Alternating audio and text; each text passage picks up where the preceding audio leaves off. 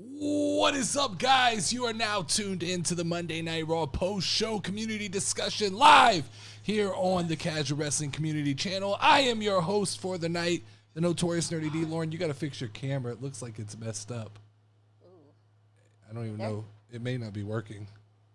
Oh, no. They might just hear you tonight. Oh, no. But I am your host of the show, the Notorious Nerdy D, joined by my beautiful and talented wife, Level Up Lauren. If you are new here, this is a community participation show. We want you guys to drop your opinions and questions in the chat. The YouTube memberships are live if you want to grab one of those. Housekeeping for the week. Do not forget to vote for the Wavy D Baddie of the Night award. And we only got like 2 or 3 submissions for awards tonight. The way the award show is going to work is you got to join the Discord and then you send me an award and it will get announced. So there's only 3 awards tonight. Not a big showing on the awards, but let's start with our icebreaker tonight, which the icebreaker tonight is 2 hours better than 3 hours when it comes to Monday Night Raw? And I will chime in and say, it didn't feel much different to me tonight. I mean, it went by faster, but as far as Monday Night Raw goes, it's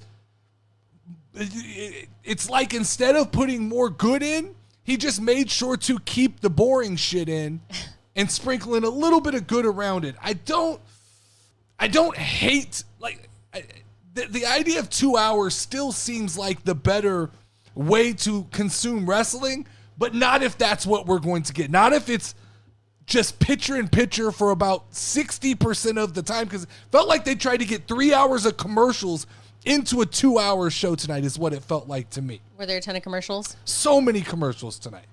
So many commercials that it was hard to watch. And I don't know if it was hard to watch because it's just commercials or if the reality is that was a very strange Monday Night Raw from my perspective. let's get into my reactions from Monday Night Raw, and I think it's going to mirror a lot of what was going on in the Discord tonight, and that's what we do coming out of our 12 out of 10 premium live event. That felt so disconnected from everything we saw Saturday that I don't even really know how to process what Monday Night Raw is and what weekly television is versus what we're going to get on premium live events. That just, like, Saturday was absolutely fire, and I'm going to defend that in a little bit in the big question of the day. But in speaking of Monday Night Raw, that was definitely interesting, to say the least. 3 out of 10? Am I crazy, guys, for saying 3 out of 10 on Monday Night Raw tonight? Seems like I didn't miss much then. I mean, you didn't miss much. So we started the show. CM Punk comes out limping, hobbled, hurt.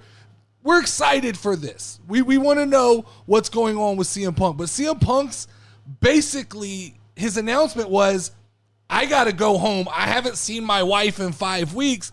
I don't know when I'll be back. Which is fine. That's all good. He can come back for Royal Rumble. I got no issue with any part of that. I think he shows up on NXT. I think he's taking a break from Monday Night Raw, and I think he's going to do a stint in NXT. That's what I think we're going to see with CM Punk. But as far as that's how the show opened, I see Micah saying 3 out of 10 is harsh. There just wasn't much there.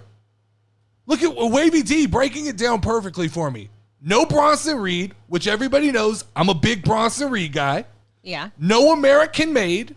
Everybody knows I'm a big Chad Gable guy. Yeah. No Alpha Academy. There were some glitches. The cameras fucked up. We assumed that was a tease of Wyatt 6, but there wasn't any more to that. It was just a couple like camera cuts that was weird. No women's tag team champions, which means no Bianca, no Jade, and no Judgment Day, no Damian Priest.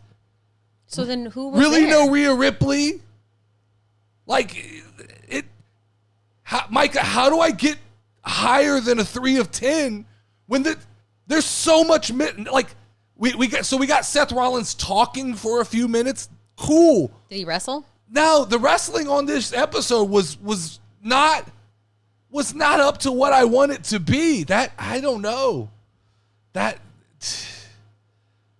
was tough. Coming off of a 12 out of 10. I called Bad Blood 12 out of 10, and it got my juices going, man. I was excited to come into a 2-hour Monday that I thought was just going to be jam-packed full of just banger, banger, banger, banger. Also, let's add to that, Wavy D, no Drew McIntyre.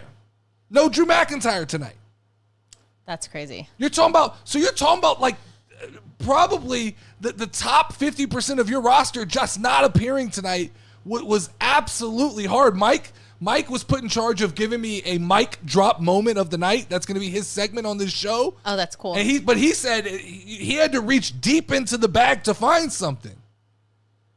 I don't understand, and it's going to take me a while to process what Triple H believes is a worthy weekly show versus what Triple H thinks is a normal premium live event versus what Triple H thinks is the ones where he eats on everybody like Bad Blood. I'm still trying to process the cadence, the weekly cadence, because it feels a lot to me like Triple H thinks, I'll give you one good match that you could be excited about on a weekly television show, and then I'm going to it feels a lot like the UFC booking style for when they were doing the fight nights.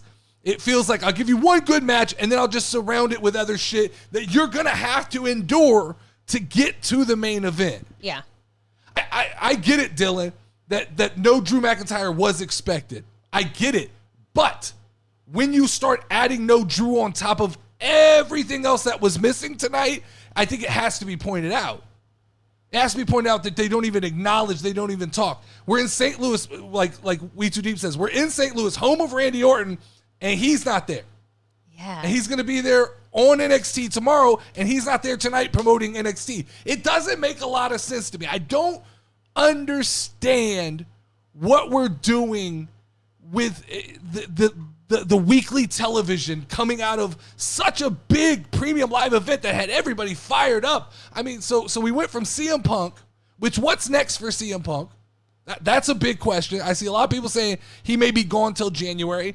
I think that they teased Ethan Page tonight, which means I think we might see CM Punk show up on NXT. I think we're going to get a little boost in the numbers for NXT because they're up against AEW one night, and I think they just really want to bolster those numbers for the CW. So I think, and CM Punk has great relationships with everybody in NXT. So I think CM Punk will have a good time in NXT, and he'll do something with Ethan Page. And that, look, to me, that's more interesting than anything going on Monday Night Raw right now. That will draw me to NXT very quickly. If we get CM Punk, Ethan Page on NXT, I will definitely go and pay attention to what's going on there. But we got Seth Rollins coming out and basically just announcing that he's going after Bronson Reed. Okay, and Bronson Reed's a guy I've been a huge fan of these last couple weeks. I thought they're building a monster. I thought last week's Monday Night Raw, the way it ended was fine with Seth Rollins, kind of coming out and costing Bronson Reed the match. I thought that was fine. But now we're getting this call out, and it leads me to quickly think, is this already the end of Bronson Reed? Was he a built-up monster for Seth Rollins to come in? Because it's hard to believe that Seth Rollins is going to come in and job to Bronson Reed. I just don't know. I don't know if I believe that. Does anybody believe is Bronson Reed going to go over Seth Rollins? Is that a thing that could possibly happen? Mm-hmm. I really don't think. Man, it's It'd be tough. a waste for them to just waste him like that.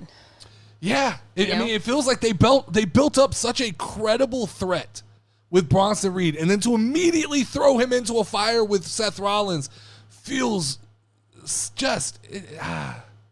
Yeah, I agree with you, Junkyard James. Seth's promo was pretty solid, but I think we've come to expect Seth Rollins is going to give us a good promo. But on a show that lacked so much else, we might need Seth to wrestle. We might need some guys to step up and put their boots on and get in the ring. Because I'm not the guy who goes, you need a certain amount of wrestling. Mm-hmm. But the wrestling we saw tonight was rough. It was a tough watch. I don't know what Triple H was aiming for. So we got an Intercontinental Championship match between Jey Uso and Xavier Woods, which was obviously put in place to continue to expand upon the story of Xavier Woods. But once again, the king of tease, he's not the king of kings, he's the king of tease. Triple H is slow playing this Xavier Woods thing. So what we got tonight was an Intercontinental match, which is fine.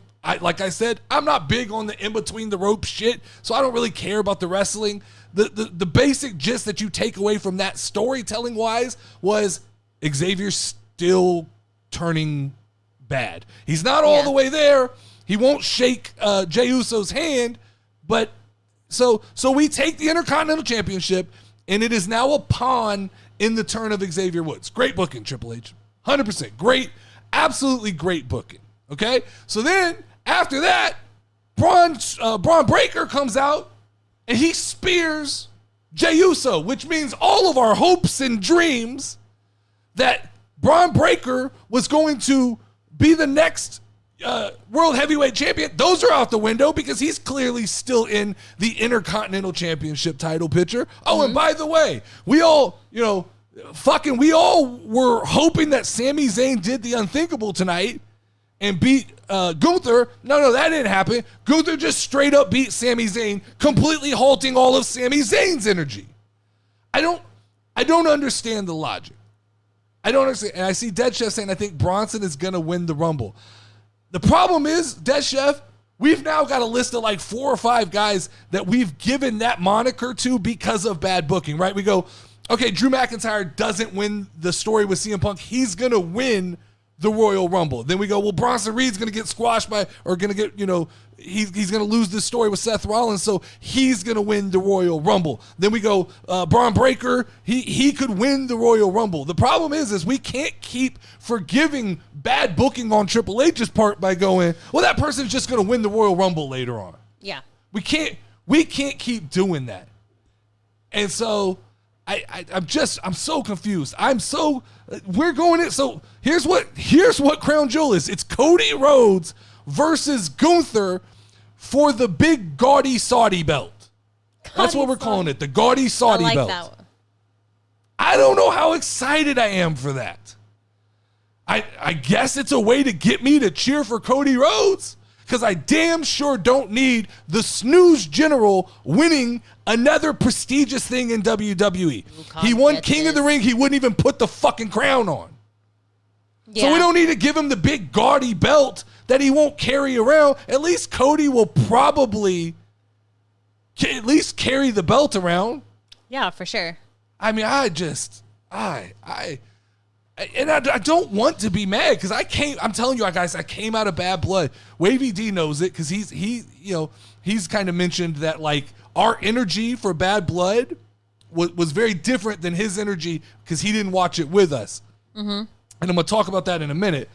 But, like, I thought we were coming into an exciting week of wrestling, and now my expectations are kind of back down. Look, after what we saw tonight, I really don't expect to see The Rock on Smackdown. I don't expect to see Roman Reigns. I expect that Triple H is happy doing these big moments and then letting weeks go by where he really doesn't explain or build on momentum. I don't think Triple H is a big momentum guy. Triple H hits these big mountaintops, and then he kind of lets it run cold for a little while. Like tonight we got a Donnybrook match between Sheamus and Butch. That doesn't sound it's like a year too late. I agree. I was laughing because we were talking in the Discord about, does anybody give a shit if Sheamus wins the Intercontinental title now? No, not really. Like, it's been too long. There was a moment in time where I think we were all excited for Sheamus to become a Grand Slam champion, but I think that time has come and passed. I also think that this match is a year too late. I struggled in this match. I was racking my brain to remember what their group name was. They were the Brawling Brutes, but it would not come to me. Or are they just now fighting about being the Brawling Brutes? They're just now fighting because Sheamus calls him Butch, and Butch didn't like that. He wants to be Pete Dunne, so they're having a Donnybrook match, which the match was fine. The match had some cool spots. It's just one of those things. I'm so deeply invested into storytelling and pacing of storytelling, and this while a year ago, this would have been great. This is right on time a year ago. 1 year later, they're fighting over names just seems silly to me. It really doesn't seem like what I want to turn on. When I only have 2 hours of Monday Night Raw, I don't know that I need 15 minutes of these two guys fighting over their name. What's Junkyard James says, Raw tonight after the pay-per-view was like going back to a restaurant that you swear slapped. That's exactly right. That is such a great... I'm going to go one step further, Junkyard James. It's like walking into a restaurant that you thought slapped, and it looked completely different as well. You're like, whoa, did they remodel? Did they change the fucking wallpaper or something? Because it really... that bad? It's not that it was that bad. Because I think... Or was it just a letdown? It's a letdown coming out of what we saw on Saturday. It's not bad. In a bubble, Monday Night Raw was fine, right? But it's the expectation set so high on Saturday that we thought, all right, we've been saved. The energy is back in the building. CM Punk, Drew McIntyre, all this other shit. Like, we barely got even, like, Raquel Rodriguez was the Uber driver for Liv and Dom. They show up to the arena, they get out of the car, Liv says 3 words, and then they drive off. That doesn't even fucking make sense logically. Stayed for a minute, and then so they pull up in the back. They pull up in the back, they get out of the car, they get interviewed for 3 seconds, then they get back in the car and they drive off. And that's the extent of, like, what we found out about Raquel. After we know Raquel Rodriguez kind of fucked up at Bad Blood, that's it. Like, she's Uber driver. She's driving the car. Wait, what did I miss? How did she fuck up? She came out too early. Oh. They said the end of the match was not supposed to be a disqualification. It should have been her putting Liv on top of Rhea for the pin, and instead the ref had to call for disqualification because she came out too early. and it was too obvious. Yeah. Like when BK got rid of the good nuggets. Exactly right. Those damn good nuggets. Shit. Tell me why at first I thought BK was a wrestler, and then you said the nuggets, and I was Burger like, King. all right.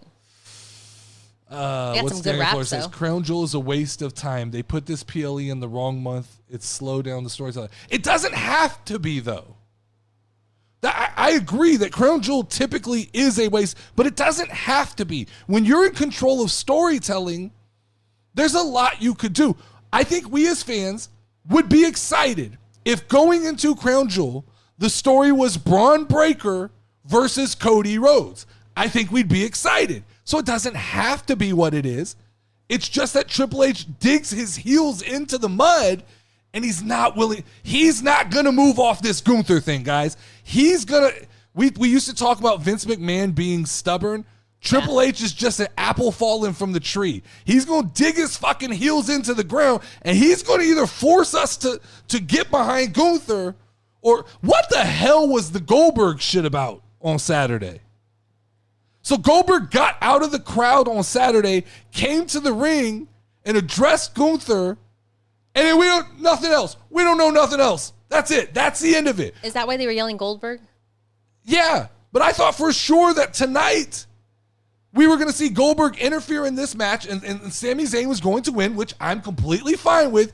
And Sami Zayn versus Cody Rhodes could have been a fun, different match that we haven't seen, that we weren't expecting at Crown Jewel. Instead, we get Cody, who I can tell you, Cody is not the beloved champion that WWE wants him to be. You could take the temperature of the Discord, and you'll find out a lot of people think Cody's a boring champion, okay? Then you look and you've got Gunther on the other side, and you can take the temperature from the Discord, and you're really going to find out that the Discord thinks that Gunther is the snooze general. So how am I supposed to get excited for the Saudi gaudy belt The Saudi gaudy. when it's the snooze general versus the guy that he needs so much to be interesting? Gunther versus Goldberg would have been fun. It definitely would have been fun. As stupid as that sounds, is like, I know we don't really need these old guys back, but Gunther versus Goldberg, much more interesting than Gunther versus Cody Rhodes. And yeah, We Too Deep's a Gunther fan. Why are they fighting each other? Like, I don't get it. Who? Gunther and Cody Rhodes. Where did this come from? Okay, so at Bad Blood, there was the Saudi gaudy belt, okay? This is this new belt. It's got 50 million diamonds on it, Lauren. That's the big thing. Obviously Yes. bought with blood money. Yes. Okay, so Triple H came out and announced that at Crown Jewel, the two world champions will fight each other for the Saudi gaudy belt. They don't lose their title they have, Yeah. but the winner gets to take that belt. And we said it's like a Super Bowl ring. It's only going to be fought Okay. for one night of the year. Okay. I remember talking about this. Yes. So that's why they're fighting. So we all were hoping tonight was a championship match between Sami and Gunther, that Sami was going to beat Gunther, and then that meant Sami and Cody would be the two champions fighting. And they said, no. No, instead, it almost feels like to me, this is the only thing that could have happened, right, is that they had the plan for Goldberg, and then they sat down and, like, it wasn't enough money, or Goldberg was just like, nah, fuck it, I'm not going to do it. It has to be something like that, because this is so strange that, like, and I get we're in Atlanta, but talk about, then we got to re-talk about, like, cheap pops. If Goldberg was only brought out because we're in Atlanta, we got to re-talk about cheap pops, because that's bullshit. That's some Tony Khan stuff. Oh, and then to round off my Raw reaction, we got what only we can assume now is the beginning of the women's War Games match being put together. What is it? Jobber City. Fucking Jobber City. Like, what? Please, someone please tell me this is not the bones that we're getting for War Games on the women's side. Who do they have so far? Or who are they playing? On one side, it was PFC along with, I don't remember. I had such a hard time paying attention to this match. On the other side, it was Natalya, the two dancing girls, Lyra Valkyria, and someone else. I forget that. Jim Crack's Natalia's saying still that there. can't be the match. Then why the fuck are they starting to put all these people in the ring together? Why are they laying the foundation for this match? What are they? Please, I mean, I hope not. I hope it's not the match, but There's absolutely no storytelling right now that can bring this together. Liv and Rhea have been a part of the last 3 premium live events. I'm sure, but that definitely does not mean it was PFC and Dental Control was who it was. Oh. But based on Triple H's booking, I don't put it past him to try to slide all his little favorites in. I mean, Triple H, notoriously known to like Shayna Baszler, notoriously known to like Lyra Valkyria. Obviously fond of Natty as much time as she gets on TV. The babyface side was Natty, Lyra, Zelina Vega, and the 2 dancing girls. Interesting. And that was a 5-on-5 tag match that we needed tonight on Monday Night Raw. Needed to fit that into the 2 hours. Had to. It was incredibly important that we got that in on the 2 hours. None of those names just scream like star to me. Like, let's run it down from the top. I've got CM Punk comes out, right? Seth Rollins interrupts or comes out. We have Jey Uso versus Xavier Woods. We've got Braun Breaker still in the icy picture. Weird glitches all night. Does anyone still care about Sheamus, Ethan Page, and War Games? That's what I wrote down for my notes. That's a 3 of 10. You guys, that's hard for me. It's 3 of 10. I wish I could go to a 4. I wish I could get to a 5.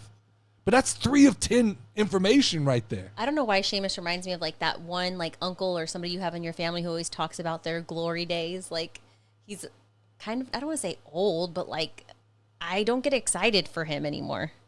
Who's that? For Sheamus.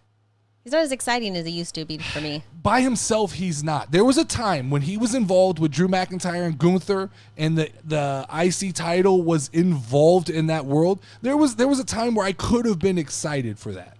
But now that he's kind of been pushed and cast to the side and doing stuff like with Butch or what did Pete Dunne, it's hard to get excited for that match. He's always going to be Butch to me. Wavy D says Studline versus the baby faces makes sense because the past few months they have been jumping and whooping the asses. The Dental Control girls are out of nowhere. You're talking about I understand what's been going on. I don't have to see that. I don't need 5-on-5 on a Monday Night Raw with 2 hours. We can find another place for that. We put that on Main Event or Twitter. They can stick that shit on Twitter and do it in 3 minutes. I'd be fine with that. But that's pretty much what Raw was tonight. That's pretty much what it was. Well, it doesn't sound like I missed much. You didn't miss much. So that's going to lead me to this week's big question. All right. Okay. And this week's big question is, do I still stand by my 12 out of 10 rating for Bad Blood on Saturday? That's this week's big question because I've seen Wavy D watched it. He said it wasn't a 12 out of 10. The IWC has placed their votes on some website that I don't pay attention to, but I guess they voted like 6 out of 10 or something like that. But do I still stand by my scoring of a 12 out of 10 for Bad Blood? And I'm going to say yes, 100%. I still believe that what I watched on Saturday and the energy that I took away from the Discord is 100% 12 of 10. CM Punk and Drew McIntyre was fantastic. I see people who are upset because we painted it as possibly the best Hell in a Cell match of all time. They try to be go a better one. So they go the end of the era match, right, which was a WrestleMania one. They threw out the Undertaker and Mankind where he threw him off the top of the cell. But that's not in my time frame. So that's 100% I understand, and that's kind of the argument I'll make. Also, I will say that while those were good matches, go back and watch those matches. They had great moments, but I don't know that the storytelling surrounding those matches is just equally as good as CM Punk and Drew McIntyre. When I speak on CM Punk and Drew McIntyre, I'm speaking on the 3 months that this thing built up, from the stupid bracelet to the strap match to the Hell in a Cell. The culmination was beautiful, and it was beautiful storytelling. And if anybody knows anything about me, you like a story. It's all about story, because if not, it's fake fighting. And I'm not here for fake. I watch UFC as well. I see guys really punch each other in the face, okay? So I see what just watching 2 guys fight with no story means. That's UFC. Wrestling has to have story. And so The story that was in the story buildup, the everything, the culmination. This is my feud of the year. This is my match of the year. This is everything that I said it was going to be. To me, this was perfect storytelling. And so that to me was as good. We don't have to call it the greatest Hell in a Cell match ever, because I get it. Time does disservice to certain matches, but it's in the conversation for me of greatest Hell in a Cell match of all time. And you know what? People don't like that. I don't really give a shit, but that's the energy that I took out of that night. Okay. Then we have Bayley versus Nia Jax with the tease cash in from Tiffany Stratton. Is this the greatest match that ever existed? No, but it was a very good match. It was above expectation. And if this is the weak link of the night, then I'm okay with it, because I can go back and look at WrestleMania and I can find a weaker match. I can go back and look at SummerSlam and probably find a weaker match. So as far as the quality goes of storytelling, as far as Nia and Bayley goes, this was to be my lowest rated match on the card. It was still good. It was still exciting. I was still hoping for Tiffy to cash in. One thing that people don't take away from Bad Blood is the level of not knowing what was going to happen makes the premium live event feel better. Sure, there's been better matches, but we've known what was going to happen, or we had a strong feeling what was going to happen. I had no idea. This was an event that felt like we didn't know. And so I say, once again, great storytelling involved in this match. I think Nia and Bayley, they exceeded my expectation. Tiffy was good. The cash-in tease was good. And yes, it's building towards a story later on, and we definitely need more stories that make sense in WWE right now. So I'm okay. As far as that being the worst match on the card for the night, that to me, that's good. Solid. If we only got 5 matches and that's the worst one, I'm in a good position.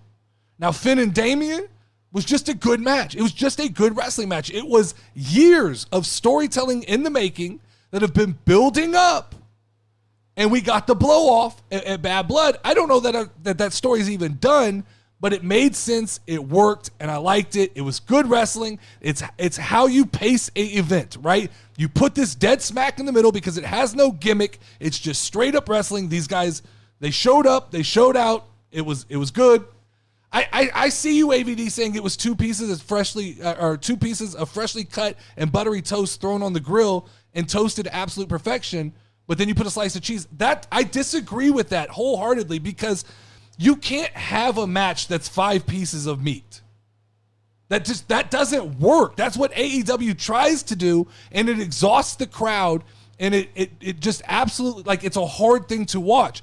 Shows have to have ebb and flow. They have to have peaks and valleys. And this was the best balancing of proper storytelling with really high peaks and lows that didn't dip into boredom. They just dipped into lower points. To me, that was as good as it gets. When you watch WrestleMania, there are parts where we go bathroom break. I need to leave. When you watch AEW events, there's lots of points where I'm like, this doesn't make sense from a storytelling point of view. For me, that analogy doesn't work. The 2 pieces of toast, because what you're talking about is it was more like a club sandwich, right? You had 2 real good pieces of toast, then you had some bacon, you had some really good cheese, and you had some good ass turkey in there. And it made a complete sandwich. They had some comedy. You talk about Rhea and Liv. That match was comical. I understand if you try to look at that match and you try to break that match down in a serious way, you go, that was stupid, right? Why was Dom chained up? I don't care that it was stupid. It was funny. There are a certain amount of, like, Santino Marella. Love Santino Marella, right? R-Truth. I think just like every other kind of television show, wrestling needs to have comical moments to break up the tension of the night. And so to me, this, like I said, it's not 2 pieces of toast with cheese. This might have been the turkey, right? This was the funny part. And in the middle part was the cheese, was Finn and Dom. That's the wrestling. And then the bacon was Nia and Bayley, because it was better than we thought it should be. But then you end it with that tag match was solid, man. Roman and Cody, Solo and Jacob Fatu was a solid match. It was great storytelling. It was a culmination of what we wanted it to be. There was push and pull. It was the evolution of Roman Reigns becoming babyface and kind of letting go of some of those last elements that held him to the heel standard. And then we got The Rock. To me, that was the perfect sandwich, and then just beautifully salted at the end with The Rock. They just threw a little finishing salt on top of that beautiful sandwich, and it was amazing. But that's, to me, that's the perfect premium live event. It's not about getting 5 matches that blow my mind. It is the pacing. It is my fatigue, right? I don't want to be tired. I don't want to be bored. And then I will throw on top of it that watching it with the Discord completely alters perception, right? Because I've said this for a long time. Wrestling is meant to be consumed in a pack. There's herd mentality when watching wrestling. It's definitely harder to watch Monday Night Raw without the Discord than it is with the Discord. So I understand Wavy D. Like, you notice little things like he goes, the crowd wasn't there. I didn't fucking notice the crowd because I'm constantly talking shit in the Discord. So we have our own crowd going on. Exactly. So that energy stays high. We're not paying attention to we don't have time to pay attention to the little things because we're firing shots. Boom, boom, boom, boom. So I think, like, atmosphere is definitely something. In the Discord, I can tell you, so last week when our daughter hit her head and got a concussion, and I had to miss the second half of Monday Night Raw. It was an hour and a half that I missed, right? Yeah. I had to rewatch that like Thursday, and it just felt like forcing medicine down. Like, I didn't want to watch it because there was no interaction. It's just me alone with a screen, and I have these things I want to say, but you can't say them 2 days later because they don't make fucking sense. And so it definitely is harder to watch. So I think that, to me, the big question, do I stand by my 12 out of 10? 100%. Definitely stand by my 12 out of 10, and that is why. That's definitely why. Yes, sir. All right, let's get to tonight's mic drop. This is a new segment of the show. We're pulling over from the Tuesday show. We're going to do it on Mondays now. And on the mic drop, Mike's going to give us his hot take for Monday Night Raw. And Mike sent me over his hot take for Monday Night Raw was that Goldberg versus Braun Breaker would be a more interesting match than I'm not sure if I wrote this down right. Mike, you're gonna have to correct me. Then Braun Breaker and Gunther. I think he meant then Gunther and Goldberg. I'm not sure. Whatever combination. Yes, I agree. I don't even know how hot of a take that is. I think Braun Breaker and Goldberg is a match I would like to watch just because of the physicality and the speed and things like that. But we're not getting any of that shit. Because apparently Goldberg's not even a part of the story moving forward. Which is absolutely fucking nuts to me. We all expected Goldberg to show up tonight. And nothing. No Goldberg. Well, so wait, let me reread this because Mike said it here. Braun versus Goldberg would be better than, that's what I thought. I wrote it down wrong. Okay, so Mike's hot take was Braun versus Goldberg would be more interesting than Gunther versus Goldberg. Agree. 100%. I think we were just all excited to get Gunther out of the world heavyweight picture, and doing Gunther versus Goldberg was more excited than Gunther versus Cody Rhodes. But I'll agree, Mike. I agree with your hot take 100%. Braun versus Goldberg, but I think Braun versus anybody is more exciting to me than Gunther versus anybody. They have to figure Gunther out. Jim Crack saying they just want to heat on Gunther. That doesn't I can guarantee you that didn't get, nobody left there upset except people maybe who live in Atlanta. Everybody else took from it that, oh shit, maybe this is a way out. Maybe this is a clean path to get the title off of Gunther, who's clearly not ready to be world champion. They have to go back and figure out what to do with Gunther. They have to figure out. Champion. I get that Goldberg is from Atlanta, but these cheap pop moments don't work with storytelling. Because here we go tonight, and we get Sami Zayn completely halted. His momentum completely stopped.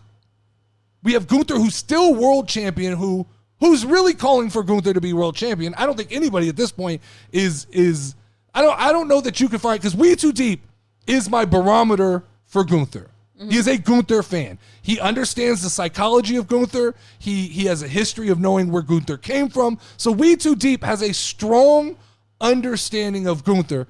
And I think even We Too Deep at this point is on board with the idea that Gunther's serviceable. You could go back and rework Gunther and figure him out, but what we've got right now is not working. Yeah. Yeah, I understand it was the same as the Bret Hart stuff, but the Bret Hart stuff happened on a Monday Night Raw where that kind of stuff is needed. I don't think at that premium live event that was needed. I don't feel like that was unnecessary. That felt like it was leading to something else. What's the Bret Hart stuff? Did I miss something? You remember when Bret Hart came on and Gunther did his terrible promo? Oh, okay. Hart? Yes. Yeah, I mean, really, Junkyard James. I mean, is this going to be a pattern now of Gunther just belittling old wrestlers? I don't know. I don't love it. That's something that I don't love from John Cena. All right, let's get to the casual awards for tonight, guys. I had high expectations and I was let down. This was supposed to be a thing where everybody submitted a fucking award. Everybody. But you said it was a level 3, so I mean. I said what? Didn't you say it was a level 3? No, I said there's only 3 people who submitted awards, and I'm one of them. Oh, just kidding. I need people to submit these awards. I don't care what they are. They can be anything. They can be stupid. They could be funny. They could be serious. Just submit awards so that we can talk shit about them at the end of the night. That's the whole point of the awards ceremony. Most oiled up body. Exactly. They always tell us about that in the Discord. They're supposed to be like a worst dressed. We're supposed to get a worst dressed. We can have a best. Anything that anybody wants to do, this is your moment. Just submit it to me and I'm going to fucking read it out loud. Let it shine. Oh, man, you meant it was a level 3 out of 10 Raw? Is that what you meant? Yeah, like that's why there wasn't very many of them. Nah, but that's even better. You can find some good shit in there. Hottest lesbian of the night? I'm sure Wavy D could give us that award, right? Yep. Most likely. So see, even Wavy D there was a comment in the Discord. We should have gave the award most likely to join the PFC next is Raquel Rodriguez. Ooh. That would have been a good award tonight. But instead, I've only got 3 awards. Dead Chef hit me with the Dead Chef Sizzling Story of the Night award. Okay. And that goes to Xavier Woods and his continued pursuit of becoming a heel. And I'm not going to disagree. That was about the only cohesive thing from tonight that made sense that we kind of expected. Junkyard James says, never submitted one, but Raw literally put me to sleep. So there you go. There it is. See, just message me these. So most likely to put someone to sleep tonight was The Miz. Oh, The Miz was on there? The Miz was weirdly in a conversation with Karrion Kross, which then led to R-Truth coming up and saying that Miz must have been confused when he beat him up last week. Wavy D's got biggest moment of the week. Candice LeRae wins the Speed Championship. Something I'll never see. I love it, but something I'll never see. What is this? Curvin's getting deleted by Wavy D. Get him, Wavy D. Drop the goddamn hammer on him, Wavy D. It was so fast I didn't even see what happened. You don't want to fuck with the degeneration. What do y'all call it? Y'all got some crazy name. The Pop of the Night Award. See? Someone should have gave me the Pop of the Night. Mm-hmm. The Sizzling Story of the Night was all the commercials. That's probably true. I have the Nerdy D what the fuck moment of the night. What the fuck was Braun Breaker's promo last week where he shook Jey Uso's hand? What was that for if it was only going to end with Jey Uso or Braun Breaker getting back involved with the Jey Uso story? That doesn't make sense. The Nation of Degeneration. Hold on, I'm putting this motherfucker in timeout. What? We put a guy in timeout. Came into the chat, trying to be aggressive. Don't you be talking that way. Dumb motherfuckers. I don't know when people are going to understand that what we're doing here is just, we're having fun. You come in promoting other people's shit, talking about real wrestling content. You do like great we don't butt give a jiggle, fuck. most likely We gave up on real wrestling content about a year ago when we started doing Baddie of the Night. This has just become a fucking wrestling hangout.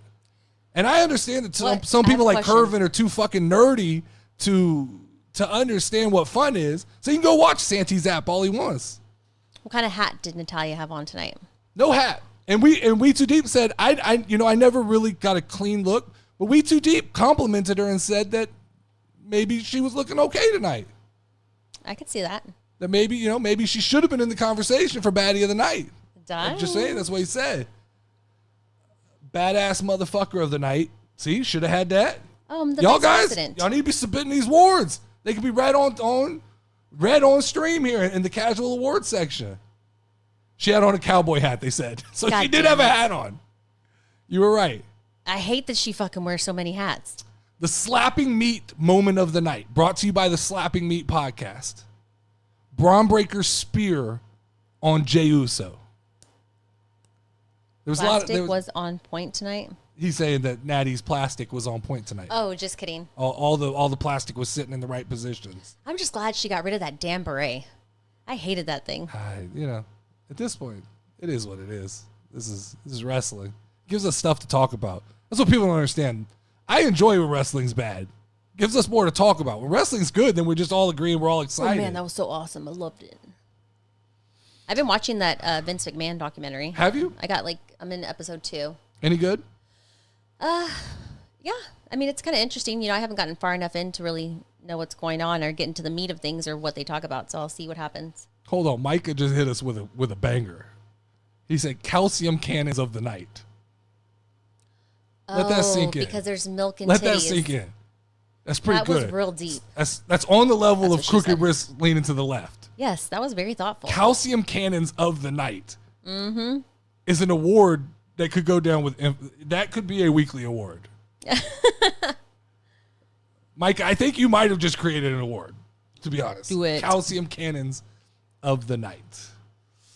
Then let's finish off here then, if we don't have any more awards. Was it Raquel Rodriguez who won it? What's that? Baddie of the cannons? No, calcium cannons. Raquel Rodriguez? Exactly. I'm making a joke. Bada Does bing, she bada have boom. calcium cannons? No. I don't think she does. The 10 women tag match reminded of the good old Vince days. It did. It did feel like a very Vince McMahon match. All right, so let's end the show. Baddie of the night. Okay? All right. We did tag team edition tonight, Lauren. Because there was a lot of women on screen at once. So we upped it with, at any point in time, there were 2 women from like a general area together. They got lumped together? into being into a tag team of Baddie of the Night. All Now, right. this was a close Baddie of the Night edition. No Okay. Bianca and Jade, so understandably, that's why they're not in this conversation tonight. Mike just said Raquel got them pancake batter cannons. So welcome back, Mike. Mike's bowling tonight. So how we do, Mike? What we should, along with Mike's hot take, we should get his bowling score every week. We need to know how Mike's team is doing in bowling. AVD said he sucked all the calcium out of Raquel. All right, here we go. We're falling off track, guy. We're falling off track. Baddie of the Night, Tag Team Edition. Sexy Red and Ava from NXT, Okay. general manager. They were on screen together tonight. All right. Raquel Rodriguez and Liv Morgan were on screen together tonight. Dental Control were on screen together tonight. And then Kathy and Jackie. Did someone Yuppie just and come Jackie. into the chat? This is the same dude. Somebody named P. Diddy. Yeah, these dudes. We're finally getting some trolls, which is fun. We finally got some idiots coming into the chat. But if Diddy comes in here, guys, it's going to be a different vibe. Mike bowled a 200, 164, 189. He's on it. He's on it. Nice. So, with 0% of the vote as expected, Who is it? Dental Control. Oh, man. Nobody voted for Dental Control this week. After one of the Dental Control girls won, I believe, last week. Which one? The redheaded one or the? No, I believe the blonde one. I believe. okay. I don't remember. That was when I was at the doctor's office. With 26% of the vote, Raquel Rodriguez and Liv Morgan Okay. holding it down. With 30% of the vote, Sexy Red and Ava holding it down. All right. But your winners tonight, with 43% of the votes, Kathy Kelly and Jackie Redmond. Well, that should tell you something It's about why it was a 3 out of 10. Justice for Kathy. Watch for the lube. Diddy is here. Oh, God.